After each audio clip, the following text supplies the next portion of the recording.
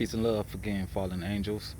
So I'm going to go ahead and show you another article that just pretty much came out showing that other brothers and sisters or other people are doing the great work in regards to connecting the dots when it comes down to doing their genealogy and then returning to the ancestral lands of their ancestors and bringing that claim and reviving their family or reviving their family lineage. And this is what you're supposed to be doing here in America on these. So while you're spending these days and time celebrating and have a happy, gleeful time, you better have make sure you got your household in order, and I mean make sure you got your paperwork, aka your genealogy, in order, because that's the only way for you to be able to prove and corroborate that you are who you claim to be, based off of having some type of documentation via prima facie evidence tracing yourself back to the group that you claim you descend from. So pay attention to this article I'm about to read. And this article is coming from the Clare Echo and it's titled A Noble Irish Clan Reunites in County Clare, June 29th, 2026. So it's no coincidence, once again, that this information is coming out. And I've been telling or teaching you, brothers and sisters, especially those who have Gaelic ancestry, in regards to who you are and tying yourself back to the territory that we call Ireland. It's very important that you do so now because we're dealing with what we call a revival. And you do have rights uh, underneath those surnames, aka those Gaelic surnames that tie you back to the kingdom. So let's go ahead and get into this article. It says Clan O'Coman was officially revived at a special ceremony at Killone Abbey on Tuesday evening. The special event at the scenic Abbey marked the first annual Clan O'Coman gathering celebrating year one of the clan's revival after some 8 centuries. See, so they said after 8 centuries, that's 800 years, and they was able to revive it based off of doing what? Let's see. Clan O'Coman is an ancient royal house in the Gaelic nobility of Ireland, officially recognized by clans of Ireland in 2025 and seated at Newhall House, County Clare.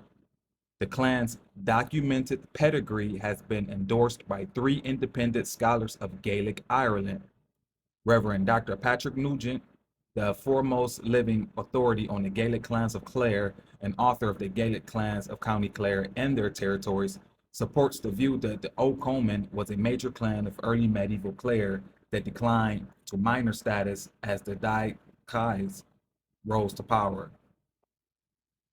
So as we see from there, that their pedigree, it was endorsed by, like you said, by independent scholars of Gaelic Irish. So you have to have those who have the credentials to be able to help solidify your claim. And as we can see, we have quite a few information from modern as well as historical anecdotes to corroborate with our claim. It just requires you to do the great work. Outgoing mayor of Ennis, uh, Mary Howard FG, was guest of honor at the event. Clan Chief Fergus Coleman stated, "To stand at Killone with our members after so long a silence is a profound honor. A clan is a living kindred, bound by friendship and open to all who wish to belong.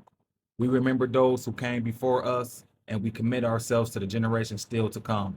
Pause. Now, according to the rules of clan, especially from the Irish Gaelic clan, the paternal line, it would have to be the head of that family, and you had to have pledged your allegiance to that family, but you didn't have the same rights, even though you did have privileges, but you didn't have the same rights in regards to when it came down to the how the family or the clan itself moved. That was all done by the eldest of the paternal lineage, who had the intelligence as well, knew the genealogy and the history and all this and that of the family, of the kingdom, of the group itself, going all the way back to ancient antiquity. All right, so it says tributes were also paid to Fergus' son Ronan, who had recently passed away. Former Newmarket on Fergus Clarecastle hurler Gary Coman was also mentioned as the man who got the ball rolling in the efforts to revive the clan, going back hundreds of years to research its origins as a historian. Pause. Like I explained many times, just because you've been here in the so-called America for the last 400 years and thinking that you're originally from America, once you do your genealogy, you're going to see that you ain't from so-called America, brothers and sisters. A lot of us come from the territory that we call the British Isles. And it's okay to come from there. It's okay to accept that history. It's okay to accept that identity. The problem is, since you haven't been accepting it, you have been suffered of the qualms and the issues and the plagues that's been taking place here in the colonies, aka the plantations, because you forgot who you are. But as they're showing you, as I'm telling you, that we're dealing with what we call a revival. So you now have the ability to be revived, but you must come correct. You can't come having multiple so-called personalities, having all these different belief systems and things of that nature. You have to come clean and correct the way your predecessors who had these surnames, how they believed, how they operated. You have to be just that. You have to be a clone, pretty much. Let's continue. In accordance with Gaelic tradition, Fergus is successor to the medieval chiefdom of Tulloch Coman, whose capital was the Great Stone for of Cahir Coman in the Burren, and to the kings of the Desi Moman, the early medieval Desi people of Munster. He leads the clan with a privy council in which the Tanis is his deputy and heir.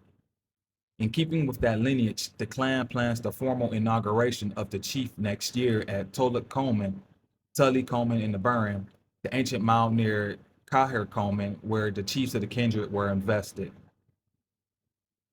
O. Coleman Tanis Antoine Coleman spoke of the clan's high stature in ancient Ireland, stating, Clan O'Coleman is one of the older kindreds of Munster, a people who stood together as a chiefdom, in effect, a small nation under its own chief. Dr. Patrick Nugent has supported the view that O'Coleman was a major clan of that early period before the rise of the O'Briens of the Dalkais. The clan was eclipsed in the standard histories and its story nearly lost. The work of the revival was to recover it and carry it forward. Exactly. That's the goal, to revive who you are, going back to that time before you were thrown here in the territories that we call the British American colonies, aka the plantations, and be those people once again if you want to inherit and be who they were.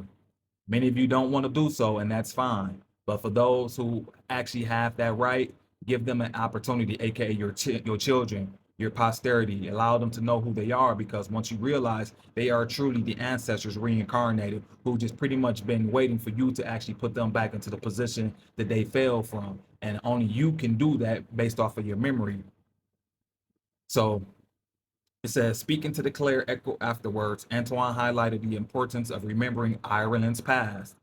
I think a lot of us has forgotten our past. Exactly. Brehon law was a better system in a lot of ways. In the way it treated women, for example. Women could own property and had more rights than men in some regards. What we're reviving is those customs of Brehon law in Gaelic Ireland. You've got to know where you come from to know where you're going, he added. Pause. Thank you, thank you, thank you. I say that all the time here, that you can only know where you're going if you know where you come from. And many brothers and sisters, you don't know where you come from. You think and you operate off of belief and emotions without having any true proof. And that's the reason why you're not getting the remedies that you're looking for, because these people already know who you are. You just don't know who you are. And if you actually truly did, you will realize that you are being held accountable at this time for you to actually truly walk back to that path regarding who you are. So you have no idea your destination if you have not tied yourself back to the group that you truly descend from, and constantly keep trying to stand on the Bible, trying to utilize that as your frame, your foundation. It's not going to work, because that is a whole nother timeline that was done and congruent to what these people who I'm actually telling you that you descend from, that has pretty much been hidden in obscurity for over the last almost 500 years. The clan Tanis was enthusiastic over the renewed interest in Gaelic Ireland and encouraged people to research their family's origins. Exactly. I keep telling you, you better know it. You better know it, especially during this time. There really is so much information, even though a lot of it was suppressed. In our case, we're a rediscovered clan. No one in our family knew about this history. A lot of people just don't know where they come from. They don't know the history of their name. What we're really aiming to do is bring back the history of Gaelic Ireland, he concluded. And that's what I'm explaining to you, brothers and sisters, today, based off of this so called July 4th celebration.